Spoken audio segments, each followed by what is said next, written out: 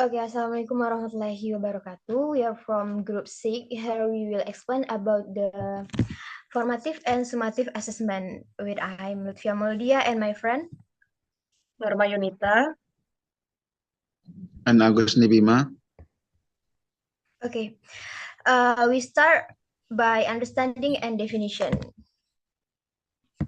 Okay, formative assessment. Formative assessment refers to ongoing assessment that happen during the learning process. The goal is not grade student, but to understand how they are progressing and how the teacher can help them improve. For example, a teacher might give a short quiz after vocabulary lesson or ask students to write short paragraph and give them feedback. Okay, from the definition from summative assessment. Summative assessment, in contrast, summative assessment is used of the end of learning period such as after unit of course. It's designed to measure what the student have learned. It usually formal and contributed to the student grade. For example, include final exam, oral presentation, or writing portfolio submit of the end of the term. We are going to purpose of each type of assessment. Okay. Purpose for formative assessment in the TESOL. Okay, so why formative assessment important in the TESOL? First, it helps but learning. First, it helps both teacher and student track learning progress. If a student is struggling with grammar, the teacher can address it early. Okay. Second, provides immediate feedback. This is essential in the language learning, where practice on correction are key. Next is active learning participation and help building learning autonomy. Okay, for the purpose of summative assessment in TESOL, evaluate student assignment after a course of unit is help determine if the learning goals have been met. Second, it provides data for certification or advancement, for example, moving to the next level or qualifying for a language certificate. And summative assessment can be used to evaluate the effectiveness of the curriculum or teacher method.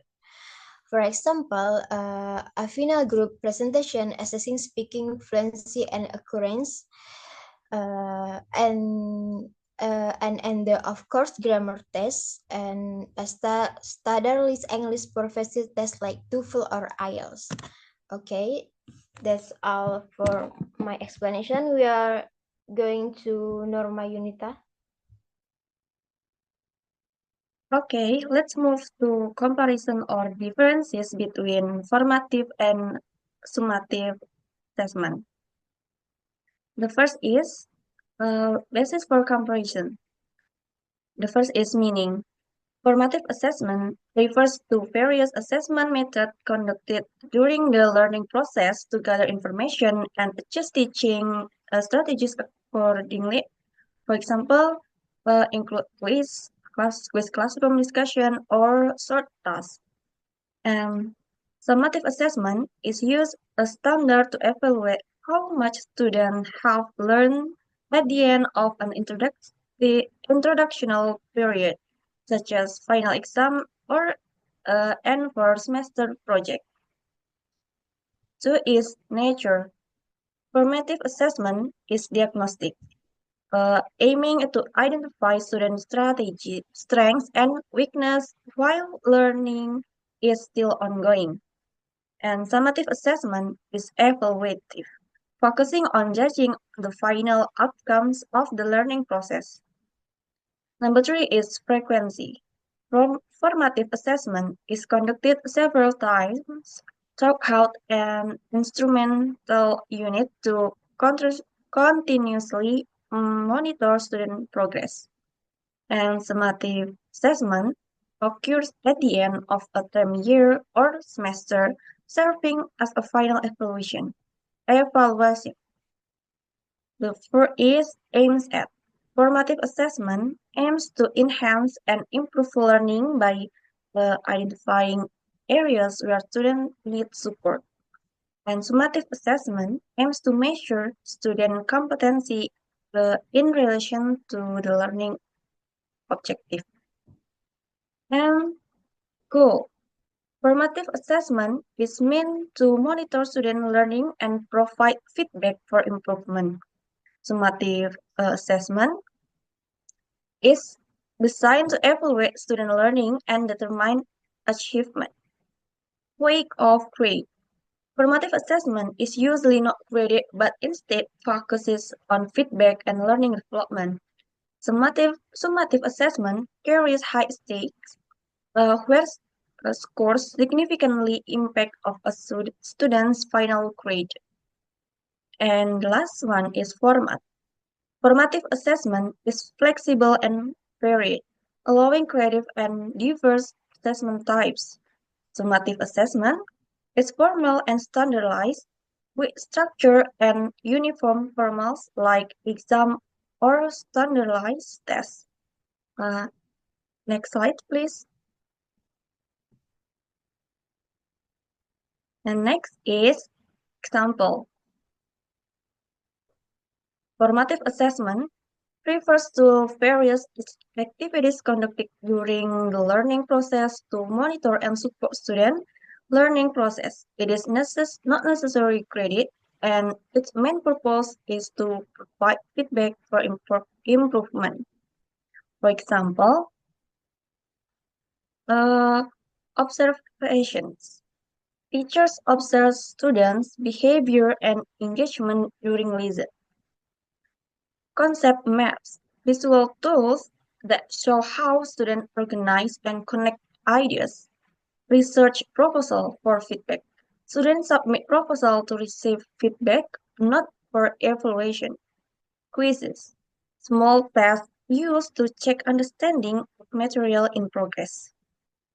Homework or worksheets, practice tasks to reinforce lessons. Performance tasks, essay, or project. Sign during learning to gauge progress. Questioning strategies. Teachers ask questions to stimulate thinking and check comprehension. Graphic organizer. Tools like mind map or charts to help organize thought. Self-assessment or peer feedback. Students reflect on or evaluate their own or peer work. Collaborative activities, group work, assess participants, teamwork, and shared learning. And the last one is portfolios, a collection of student work over time to show learning development. For summative assessment is carried out at the end of a learning period to evaluate student achievement. It is usually graded and contributes to the final scores or outcomes. For example, a final performance task, major tasks that demonstrate learned skill and work knowledge.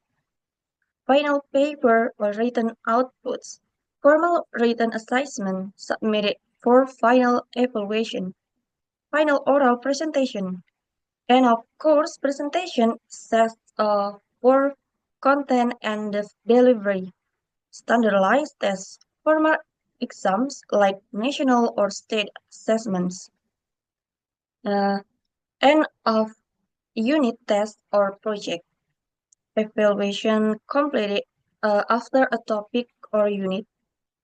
A recital's final performance often is music, drama, or arts. Recitals, final long exam predictional test or final exam. Formal tests conducted at regular interval or at the end of the term. Okay, that's all for me. Next is Gusni Bima.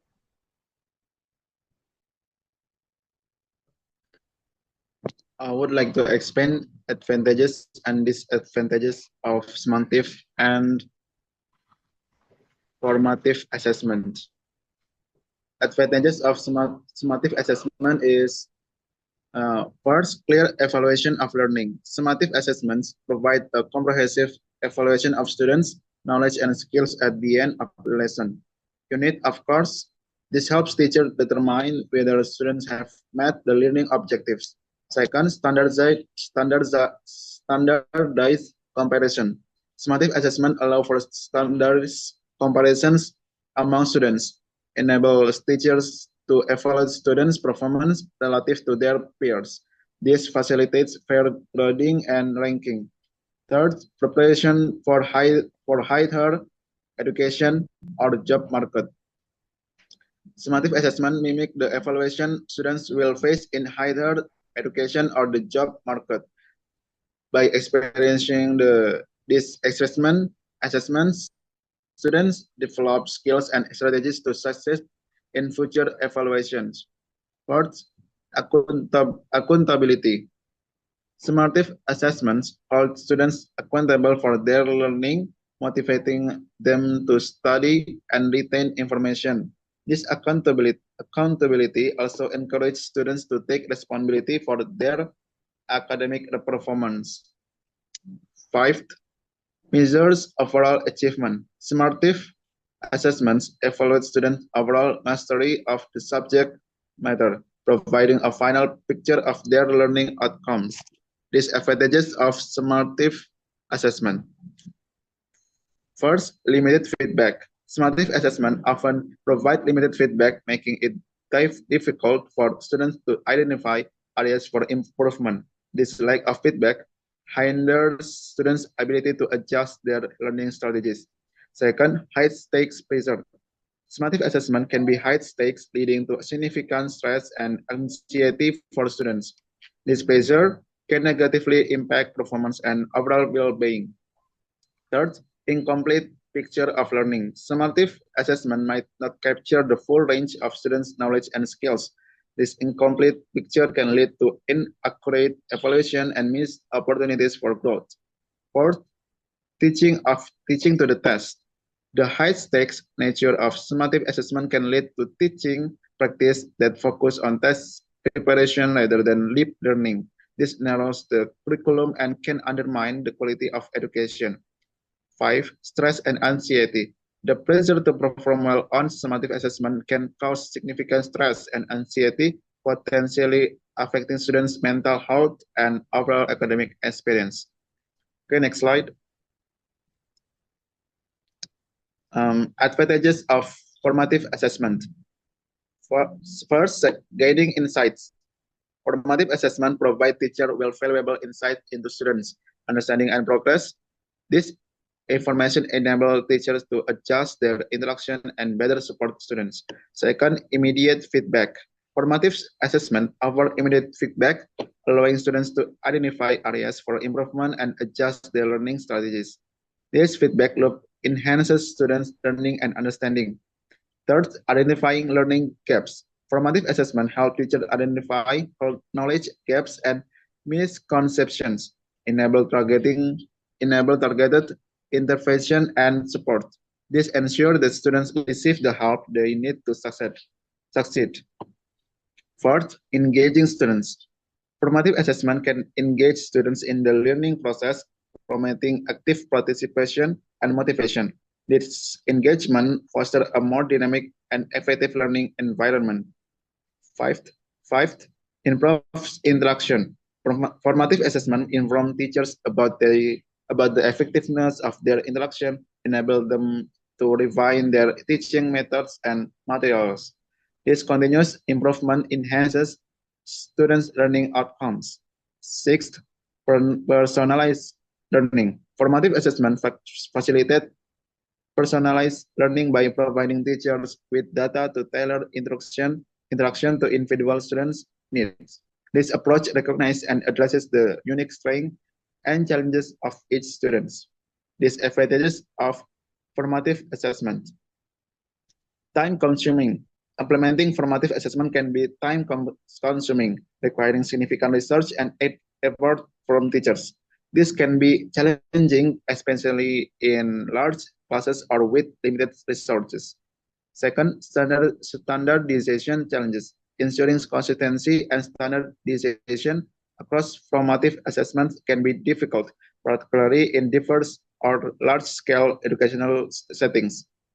Third, pressure and stress. While formative assessments are generally lower stakes than summative assessment, when evaluation can still cause pressure and stress for students.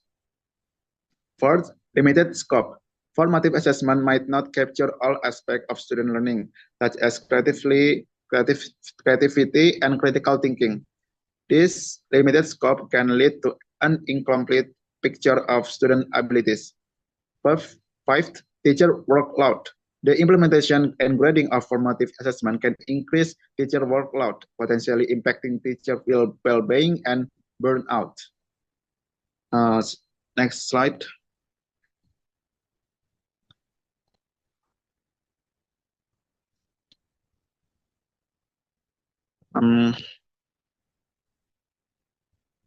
And I would like to explain the conclusion.